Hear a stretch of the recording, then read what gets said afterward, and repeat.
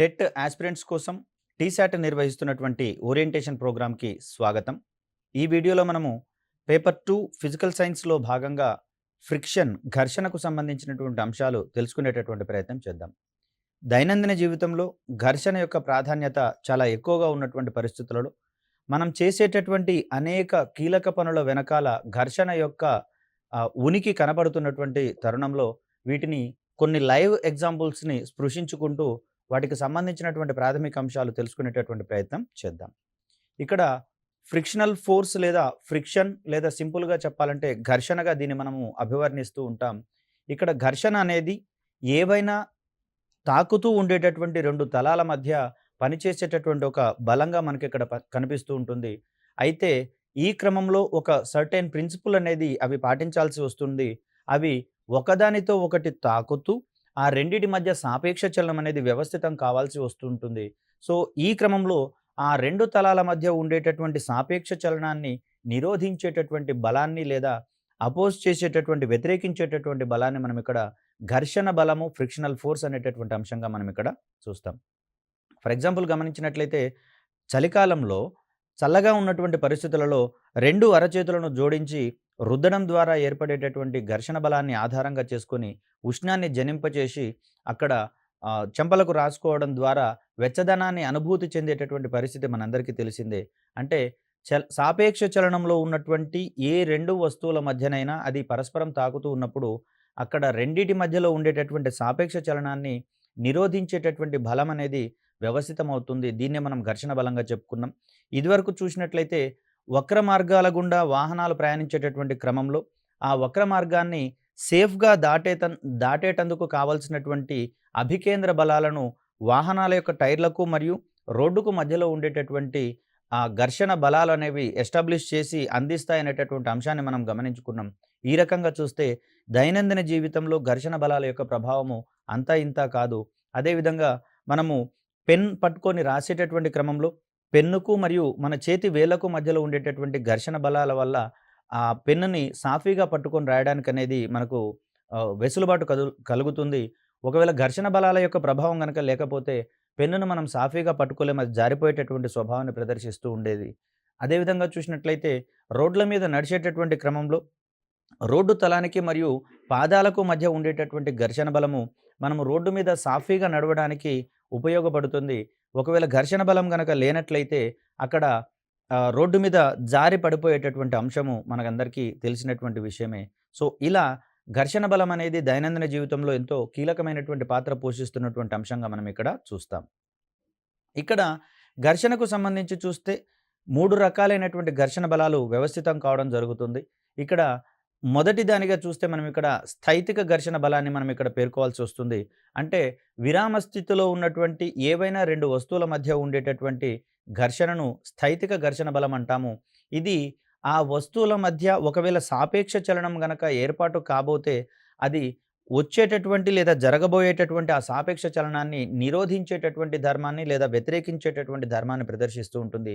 2 వస్తువులు విరామ స్థితిలో ఉన్నప్పుడు వాటి మధ్య రాబోయేటటువంటి సాపేక్ష చలనాన్ని వ్యతిరేకించేటటువంటి ధర్మాన్ని మనం ఇక్కడ స్థైతిక ఘర్షణకు సంబంధించినటువంటి అంశంగా చెప్తాం.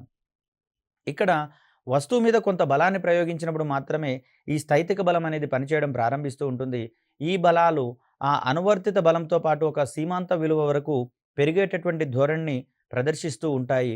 సో, దీనికి సంబంధించి చూస్తే గరిష్ట స్థైతిక ఘర్షణ అనేటటువంటిది అభిలంబ ప్రతిచర్య ఎన్ అనేటటువంటి దానికి అనులోమానుపాతంలో ఉంటుంది. తద్వారా ఎఫ్ఎస్ మ్యాక్స్ అనేటటువంటిది అంటే గరిష్ట స్థైతిక ఘర్షణకు సంబంధించినటువంటి అంశంగా మనం ఇక్కడ చూస్తాం. దీని విలువ మ్యూఎస్ ఇంటూ ఎన్ అనేటటువంటి అంశంగా మనం ఇక్కడ చూస్తాం. అంటే FS is directly proportional to capital N అభిలంబ ప్రతిచర్య కాబట్టి ఇక్కడ దీన్ని ఒక ఈక్వేషన్ రూపంలోకి తీసుకొని వస్తే అక్కడ ఒక స్థిరాంకం అనేది వస్తుంది మనకు. దాన్నే మనం ఇక్కడ స్థైతిక ఘర్షణ గుణకంగా మనం ఇక్కడ చెప్తాం.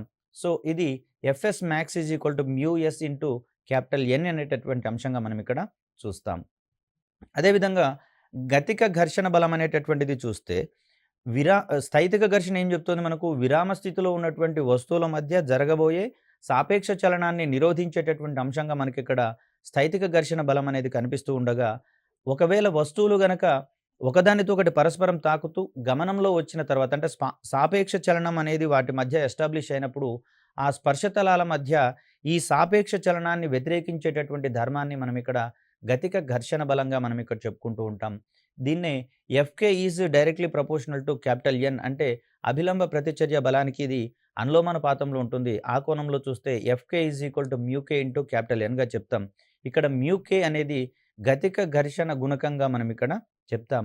ఇక్కడ పరిమాణ పరంగా చూసినట్లయితే గతిక ఘర్షణ గుణకం మ్యూకే విలువ స్థైతిక ఘర్షణ గుణకం మ్యూఎస్ కన్నా తక్కువగా ఉండేటటువంటి అంశాన్ని మనం ఇక్కడ గమనించవచ్చు.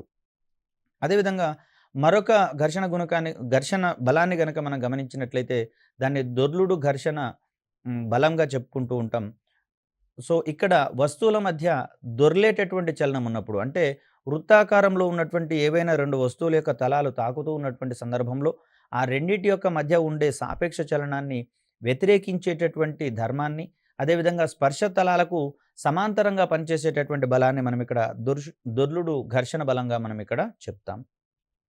సో, వస్తువులు దొర్లుతున్నప్పుడు స్ స్పర్శ తలాలనేవి స్వల్పంగా విరూపణం చెందడం జరుగుతాయి.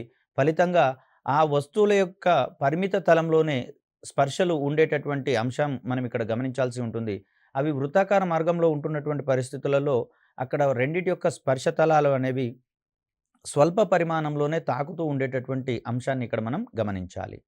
సో, ఇక్కడ దొర్లుడు ఘర్షణకు సంబంధించినటువంటి మరిన్ని అంశాలను పరిశీలిస్తే ఆ రెండిటి మధ్య ఉండేటటువంటి దొర్లుడు ఘర్షణ బలం అనేది వస్తువుల మధ్య ఉండేటటువంటి స్పర్శతలం వైశాల్యం మీద ఆధారపడి ఉంటుంది. సో, స్పర్శతలం యొక్క వైశాల్యం అనేది గరిష్టంగా ఉన్నట్లయితే దొర్లుడు ఘర్షణ బలం అనేది కూడా అధికంగా ఉంటున్నటువంటి పరిస్థితి మనకి ఇక్కడ కనిపిస్తూ ఉంటుంది. ఒకవేళ స్పర్శతలం యొక్క వైశాల్యం అనేది తక్కువగా ఉంటే దొర్లుడు ఘర్షణ బలం అనేది తక్కువగా ఉండేటటువంటి అంశాన్ని మనం ఇక్కడ గమనిస్తూ ఉంటాం. అదేవిధంగా చూస్తే ఘర్షణ బలాలన్నింటిలోకి దొర్లుడు ఘర్షణ బలం విలువ అతి తక్కువగా మనకి ఇక్కడ కనిపిస్తూ ఉంది. ఎందుకు అంటే దీని యొక్క ప్రధాన కారణంగా స్పర్శతలం యొక్క వైశాల్యం అనేది చాలా తక్కువగా తాకుతూ ఉన్నటువంటి పరిస్థితులలో దొర్లుడు ఘర్షణ బలం విలువ అనేది మిగిలిన స్థైతిక ఘర్షణ బలం విలువకు, అదేవిధంగా గతిక ఘర్షణ బలం విలువకు తక్కువగా ఉంటున్నటువంటి అంశాన్ని ఇక్కడ మనం గమనించాలి. ఇక్కడ దొర్లుడు ఘర్షణ నియమాలకు సంబంధించినటువంటి అంశాలను గమనిస్తే దొర్లుడు ఘర్షణ విలువ స్పర్శలోనున్న తలాల యొక్క వైశాల్యంపై ఆధారపడుతుందని చెప్పుకున్నాం. సో, ఇక్కడ స్పర్శ తలాల యొక్క వైశాల్యం గనక ఎక్కువగా ఉంటే దొర్లుడు ఘర్షణ విలువ ఎక్కువగా ఉంటుందని, వైశాల్యం తక్కువగా ఉంటే దొర్లుడు ఘర్షణ విలువ తక్కువగా ఉంటుందనేటటువంటి అంశాన్ని ఇక్కడ గమనించాలి. అదేవిధంగా దొర్లేటటువంటి వస్తువు దొర్లుతున్న తలం యొక్క ఆకారాన్ని మార్పు చేసేటటువంటి ప్రయత్నం చేస్తుంది. అందువల్ల తలంలోని ఆ పదార్థము దొర్లేటటువంటి ధర్మాన్ని వ్యతిరేకిస్తుంది అనేటటువంటి అంశాన్ని ఇక్కడ మనం గమనించవచ్చు. ఇది ప్రాథమికంగా చూస్తే ఘర్షణ యొక్క బలాన్ని సపోర్ట్ చేసేటటువంటి ఒక అంశంగా మనం ఇక్కడ చెప్తాం. తాకుతున్నటువంటి ఏ 2 వస్తువుల మధ్యనైనా సరే సాపేక్ష చలనం ఉన్నట్లయితే ఆ తలాల మధ్య ఉండే సాపేక్ష చలనాన్ని వ్యతిరేకించేటటువంటి ధర్మాన్ని మనం ఇక్కడ ఘర్షణగా చెప్తున్నటువంటి పరిస్థితులలో ఈ ధర్మము ఘర్షణ యొక్క నిర్వచనాన్ని బలోపేతం చేసేటటువంటి సపోర్ట్ చేసేటటువంటి అంశాన్ని ఇక్కడ మనం గమనించవచ్చు. అదేవిధంగా చూస్తే దొర్లుడు ఘర్షణ అనేది దొర్లుతున్న వస్తువు యొక్క వ్యాసార్థంపై ఆధారపడి ఉంటుంది. అంటే వ్యాసార్థం ఎక్కువైతే దొర్లుడు ఘర్షణ బలం విలువ అనేది తక్కువగా ఉంటుందనేటటువంటి అంశాన్ని ఇక్కడ మనం చూడవచ్చు.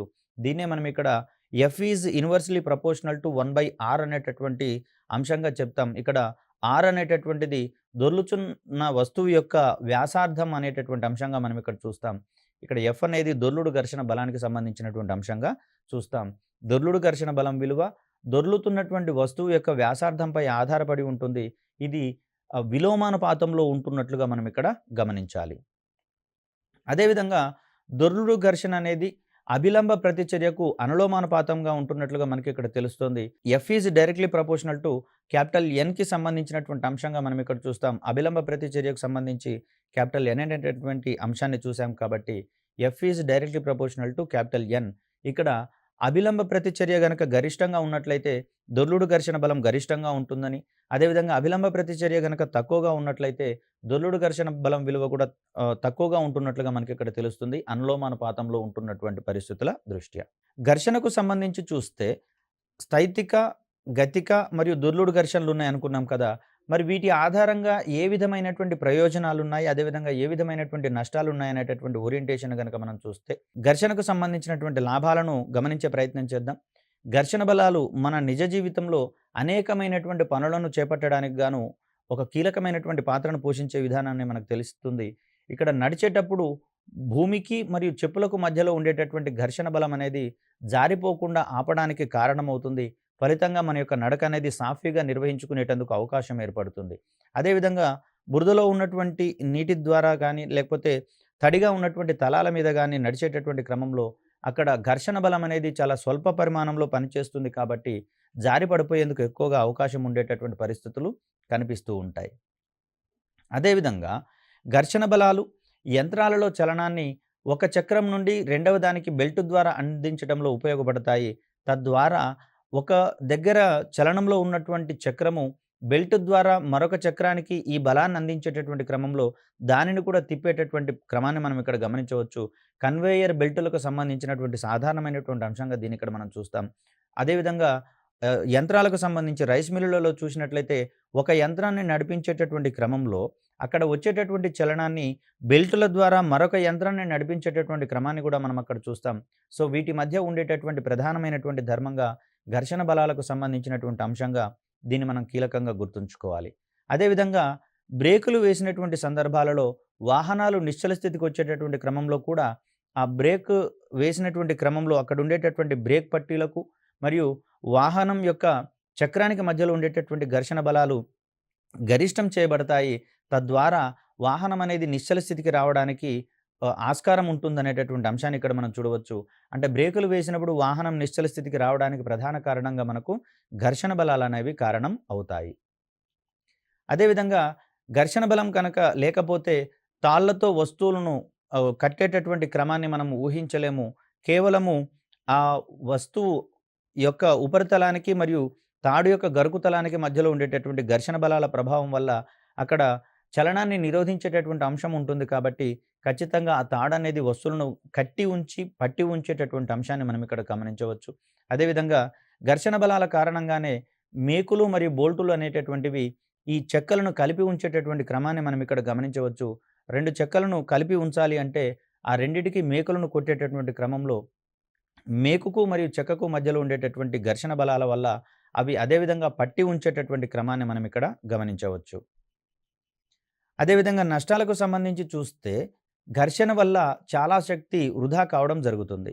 ఫర్ ఎగ్జాంపుల్ ఆటోమోటివ్ రంగంలో ఇంజన్లలో వెలువడేటటువంటి శక్తి అనేటటువంటిది అక్కడ వాహనాల యొక్క విడి భాగాలన్నీ కూడా ఒకదాని మీద ఒకటి దొర్లేటటువంటి గుణాన్ని లేదా కదిలేటటువంటి గుణాన్ని ప్రదర్శిస్తూ ఉంటాయి కాబట్టి, వాటి మధ్య ఉండేటటువంటి చలనాన్ని నిరోధించేటటువంటి క్రమంలో శక్తి అనేది అధిక మొత్తంలో నష్టపోవాల్సి వస్తుంది.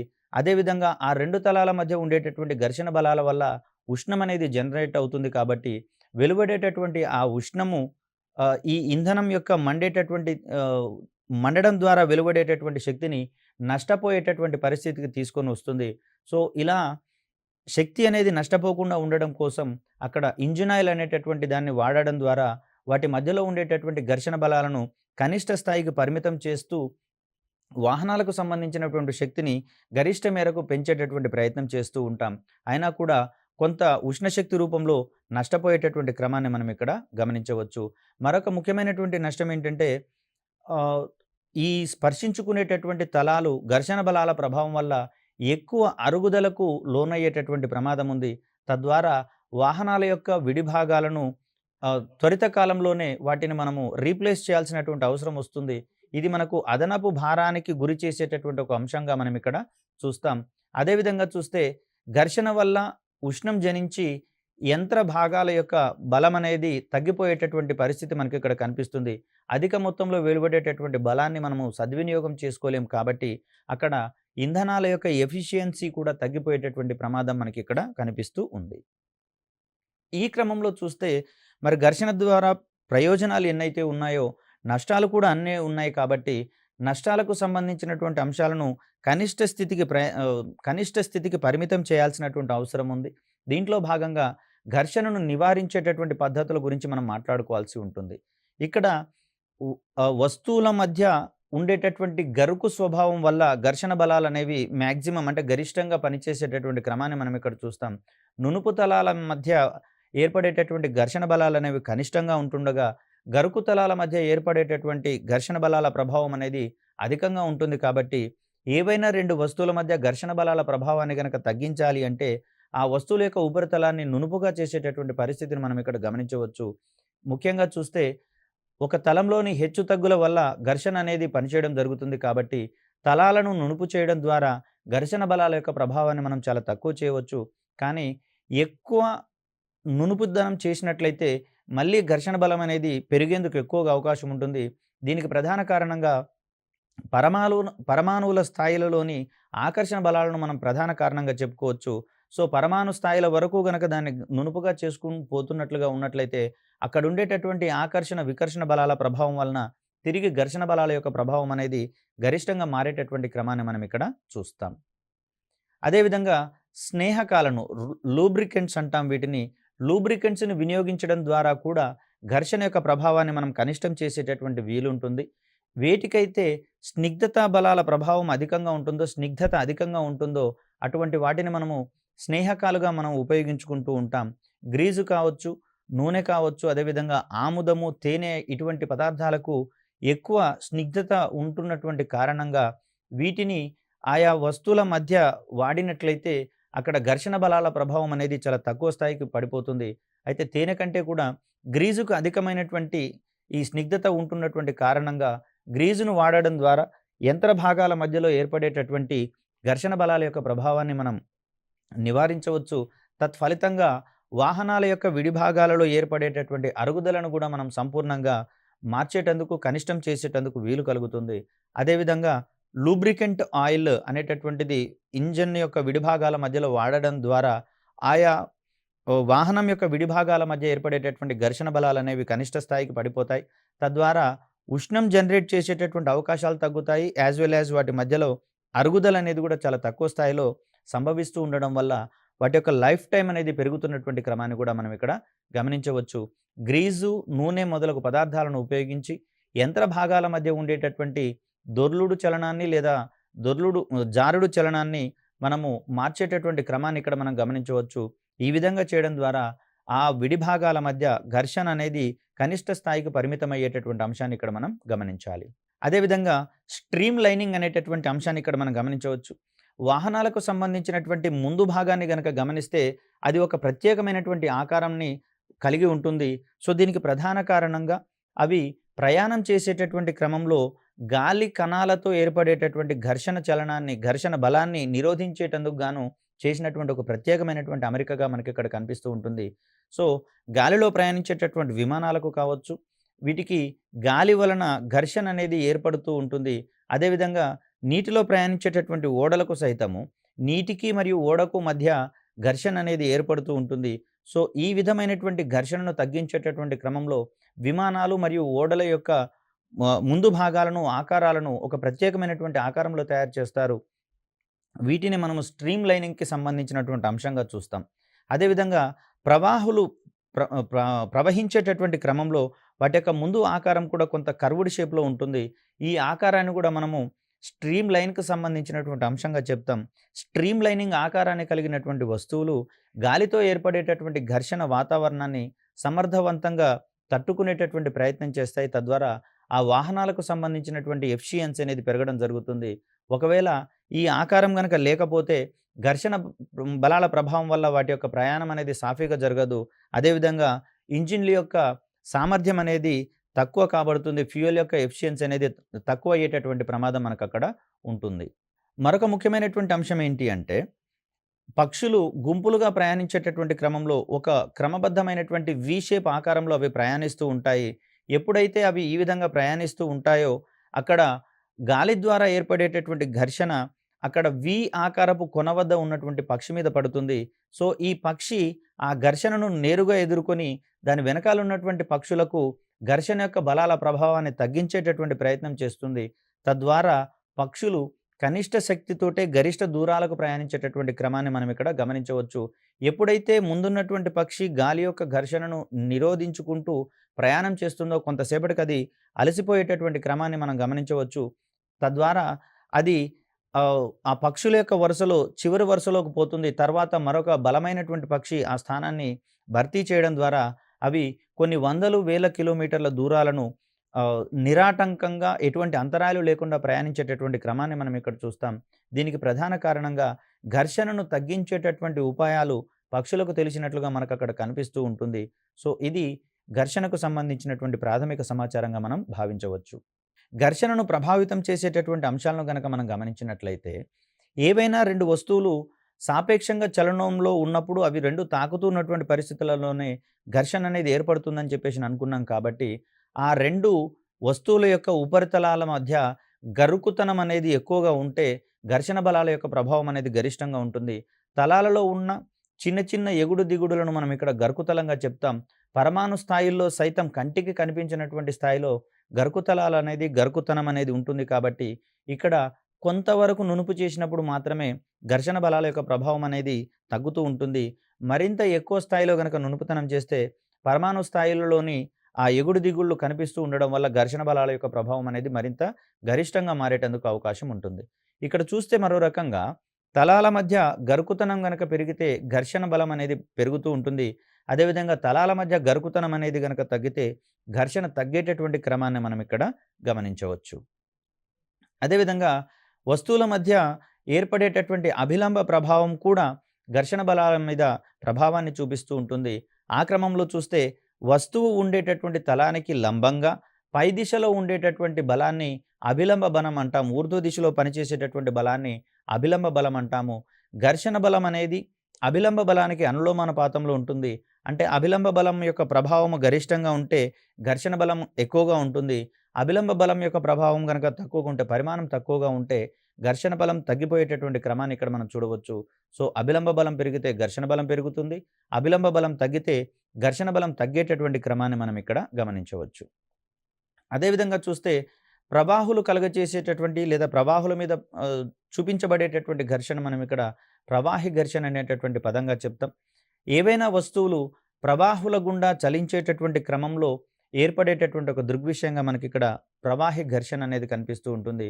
వస్తువులు ప్రవాహుల గుండా చలించేటప్పుడు ప్రవాహులు అనేవి ఆ వస్తువుల మీద కలుగజేసేటటువంటి బలాన్ని మనం ఇక్కడ ప్రవాహి ఘర్షణకు సంబంధించినటువంటి అంశంగా మనం ఇక్కడ చూస్తాం. దీన్నే డ్రాగింగ్ అనేటటువంటి పదంగా మనం ఇక్కడ గమనించవచ్చు.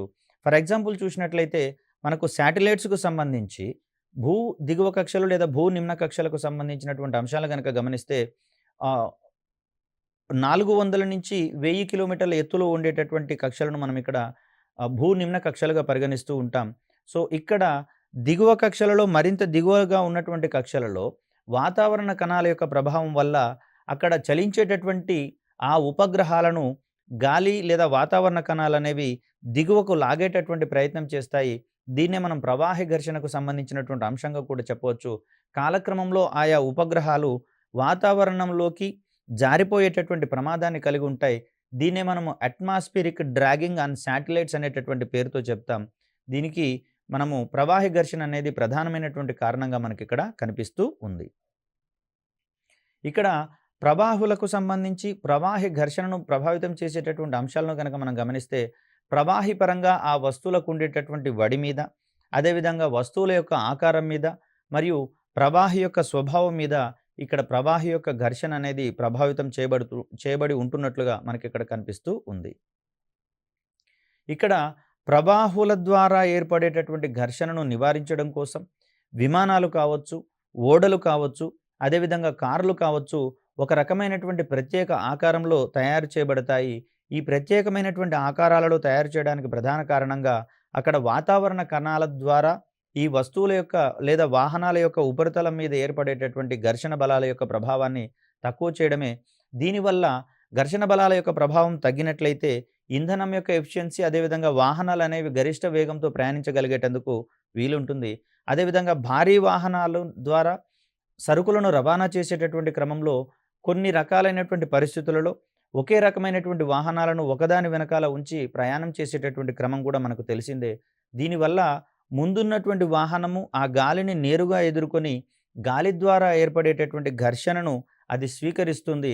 సో, తద్వారా మిగిలిన వాహనాలకు అంటే వెనకనున్నటువంటి వాహనాలకు ముందున్న వాహనంతో కంపేర్ చేస్తే తక్కువ ఘర్షణ అనేది అక్కడ అందుతుంది కాబట్టి వెనకాల ఉన్నటువంటి వాహనాల యొక్క ఇంధన సామర్థ్యం కావచ్చు, లేకపోతే ఎఫిషియన్సీ అనేది ఫ్యూయల్ ఎఫిషియన్సీ అనేది పెరగడానికి అవకాశం ఉంటుంది. తద్వారా కేవలం ముందున్నటువంటి వాహనానికి మాత్రమే ఆ ఘర్షణ ప్రభావం వల్ల ఏర్పడేటటువంటి నష్టాలు అందజేయబడతాయి. వెనుకున్నటువంటి వాహనాలకు ఆ ఘర్షణ వల్ల ఏర్పడేటటువంటి నష్టాలనేవి కనిష్టమవుతాయి కాబట్టి వాటి యొక్క మైలేజ్ కావచ్చు, ఇతరత్ర అంశాలలో అవి గణనీయమైనటువంటి పురోగతిని సాధించేటటువంటి వీలు ఉంటుంది. సో, ఇది మనము ప్రవాహి ఘర్షణకు సంబంధించినటువంటి అంశాలను నివారించేటటువంటి ఉపాయాలుగా మనం ఇక్కడ చూస్తాం. ఇంత క్రితమే చెప్పుకుంటున్నట్లుగా పక్షులు గూడా ఒక చోటు నుంచి మరొక చోటికి ప్రయాణించేటటువంటి క్రమంలో అవి స్ట్రీమ్ లైన్ ఆకారంలో ప్రయాణిస్తున్నట్లుగా మనం ఇక్కడ గమనించవచ్చు. దాన్నే వి షేప్‌లో ప్రయాణించేటటువంటి క్రమంలో వాటిని మనం చూస్తూ ఉంటాం. ఇక్కడ ఘర్షణ బలాలకు సంబంధించినటువంటి ఆరోహణ క్రమాన్ని గనక మనం గమనిస్తే, దొర్లుడు ఘర్షణ అనేది మిగిలిన ఘర్షణల కంటే తక్కువ పరిమాణంలో ఉంటుందని చెప్పుకున్నాం. ఎందుకంటే, అక్కడ స్పర్శ తలాలనేవి ఒకదానితో ఒకటి ఆహ్, దొర్లేటటువంటి క్రమంలో తక్కువ వైశాల్యంలో అవి ఒకదానితో ఒకటి తాకుతూ ఉంటాయి కాబట్టి, ఇక్కడ దొర్లుడు ఘర్షణ అనేది మిగిలినటువంటి ఆహ్, ఘర్షణలతో కంపేర్ చేస్తే చాలా తక్కువగా ఉన్నట్లుగా మనకిక్కడ కనిపిస్తూ ఉంటుంది. అదేవిధంగా మధ్యలో చూస్తే ఇది జారుడు ఘర్షణ మాదిరిగా కనిపిస్తుంది. ఇది గమన ఘర్షణకు సంబంధించినటువంటి అంశంగా చూస్తాం. అదేవిధంగా అన్నిటికంటే ఎక్కువగా స్థైతిక ఘర్షణ అనేటటువంటిది మనకిక్కడ ప్రధానంగా ఉంటుంది. అంటే నిశ్చల స్థితిలో 2 వస్తువులు ఉన్నప్పుడు వాటి మధ్యన జరగబోయేటటువంటి సాపేక్ష చలనాన్ని నిరోధించేటటువంటి తత్వము చాలా అధికంగా ఉంటున్నట్లుగా మనం ఇక్కడ గమనించవచ్చు. అదేవిధంగా వస్తువుల మధ్య కొన్ని సందర్భాలలో ఘర్షణ బలాల యొక్క ప్రభావాన్ని మనం పెంచాల్సినటువంటి అవసరం వస్తుంది. ఫర్ ఎగ్జాంపుల్ చూసినట్లయితే పిండి గిర్నీలలో కావచ్చు, ఇతర మిల్లులలో కావచ్చు, అంటే పసుపును కొట్టేటటువంటి మిల్లులో కావచ్చు, అక్కడ ఘర్షణ బలాల యొక్క ప్రభావం అనేది గరిష్టంగా ఉండాల్సి వస్తుంది. ఒకవేళ నునుపుగా ఉన్నట్లయితే మిల్లుల యొక్క పనితీరు తక్కువగా ఉంటుంది. తద్వారా ఆ పిండి కావచ్చు, పసుపు కావచ్చు మెత్తగా రానటువంటి పరిస్థితి మనకు కనిపిస్తూ ఉంటుంది కాబట్టి, ఆ సందర్భాలలో మనము ఘర్షణ బలాల యొక్క ప్రభావం అనేది గరిష్టంగా ఉండడం కోసము కొన్ని రకాలైనటువంటి పద్ధతులను అవలంబించాల్సి వస్తుంది. దీంట్లో ప్రధానంగా చూస్తే అక్కడున్నటువంటి ఆ వస్తువుల యొక్క లేకపోతే రాళ్ళ యొక్క నునుపుతనాన్ని తగ్గించడము లేదా వాటి యొక్క గరుకుతనాన్ని పెంచడం అనేటటువంటి పద్ధతులు మనం చూస్తాం. అంటే స్పర్శలో ఉండేటటువంటి ఆ యంత్ర భాగాల మధ్య గరుకుతలాలను పెంచినట్లయితే, గరుకు ధనాన్ని పెంచినట్లయితే ఘర్షణను పెంచేటటువంటి పరిస్థితులు మనం కల్పించవచ్చు. అదేవిధంగా తలాలను ఎప్పుడు పొడిగా, డ్రైగా ఉంచినట్లయితే మనకు ఘర్షణ బలాల యొక్క ప్రభావం అనేది ఎక్కువగా ఉంటుంది. లూబ్రికెంట్స్‌ని వాడడం ద్వారా బలాల ప్రభావాన్ని తగ్గించవచ్చు. అదేవిధంగా 2 తలాలను గనక పొడిగా ఉంచినట్లయితే వాటి మధ్య ఘర్షణ స్వభావం అనేది గరిష్టంగా ఉంటుంది. ఫర్ ఎగ్జాంపుల్ చేతులకు సంబంధించినటువంటి అంశాలు ఇదివరకే చెప్పుకున్నాం. రు 2 చేతులను ఒకదానితో ఒకటి రుద్దినప్పుడు వేడి అనేది ఎక్కువగా జనరేట్ అవుతుంది. ఒకవేళ ఈ 2 చేతులకు పౌడర్ గాని, నూనెను గాని రుద్దినప్పుడు, అద్దినప్పుడు అక్కడ వాటి మధ్య ఉండేటటువంటి ఆ చలనం అనేది ఆహ్, దొర్లేటటువంటి క్రమంలో అక్కడ ఘర్షణ బలాల యొక్క ప్రభావం అనేది తక్కువగా ఉంటుంది. లూబ్రికెంట్స్ వాడడం ద్వారా ఘర్షణ తగ్గించుకోవచ్చు అనడానికి ఇదొక ఉదాహరణగా మనం ఇక్కడ చెప్తాం. అదేవిధంగా బ్రేక్ ప్యాడ్‌లను ఉపయోగించడం. వాహనాలను సాధారణంగా బ్రేక్ ప్యాడ్‌లను ఉపయోగించి ఆపడం అనేది జరుగుతూ ఉంటుంది. గమనంలో ఉన్నటువంటి సైకిల్‌ను ఆపడానికి మనం బ్రేక్స్‌ని వాడతాము. అదేవిధంగా బ్రేక్ ప్యాడ్‌కు మరియు సైకిల్ చక్రాలకు మధ్యలో ఉండేటటువంటి ఈ ఘర్షణ బలాల ప్రభావం వల్ల అక్కడ వాహనం అనేది ఆగిపోతున్నటువంటి క్రమాన్ని మనం ఇక్కడ గమనించవచ్చు. సో, ఘర్షణ తలాల మధ్య సాపేక్ష చలనాన్ని వ్యతిరేకించేటటువంటి ఒక ధర్మంగా మనకిక్కడ ఈ ఘర్షణ అనేది కనిపిస్తూ ఉంటుంది. సో, ఘర్షణ అనేది ఏం చేస్తుంది? 2 తలాల మధ్య ఏర్పడేటటువంటి సాపేక్ష చలనాన్ని ప్రధానంగా వ్యతిరేకించేటటువంటి ధర్మాన్ని ప్రదర్శిస్తూ ఉంటుంది. ఈ విధంగా చూస్తే ఘర్షణ బలాల యొక్క ప్రభావము దైనందిన జీవితంలో లాభాలనిస్తుంది, నష్టాలనిస్తుంది. ఒకానొక సందర్భంలో ఘర్షణ యొక్క ప్రభావము తక్కువగా ఉండాల్సొస్తుంది. మరొక సందర్భంలో ఘర్షణ యొక్క ప్రభావము గరిష్టంగా ఉండాల్సొస్తున్నటువంటి తరుణంలో ఘర్షణకు సంబంధించి మన అవసరాన్ని బట్టి తగిన పద్ధతులు అవలంబించడం ద్వారా పెంచడము లేదా తగ్గించేటటువంటి కార్యక్రమాలను నిరాటంకంగా చేసుకోవచ్చు. ఒక రకంగా ఘర్షణకు సంబంధించి నిజ జీవితంలోని అనుభవాల ద్వారా ఈ సంబంధిత పాఠ్యాంశాలను పూర్తి స్థాయిలో అవగాహన పరిచేందుకు ఎక్కువగా అవకాశం ఉంటుంది. సో, ఈ క్రమంలో ఘర్షణకు సంబంధించినటువంటి పాఠ్యాంశాలను క్షుణ్ణంగా పరిశీలించినట్లయితే ఎక్కువ మార్కులు వచ్చేటందుకు అవకాశం ఉంది. మరొక చక్కటి వీడియోతో మిమ్మల్ని కలిసేటటువంటి ప్రయత్నం చేస్తాను. అప్పటి వరకు సెలవు. ధన్యవాదాలు.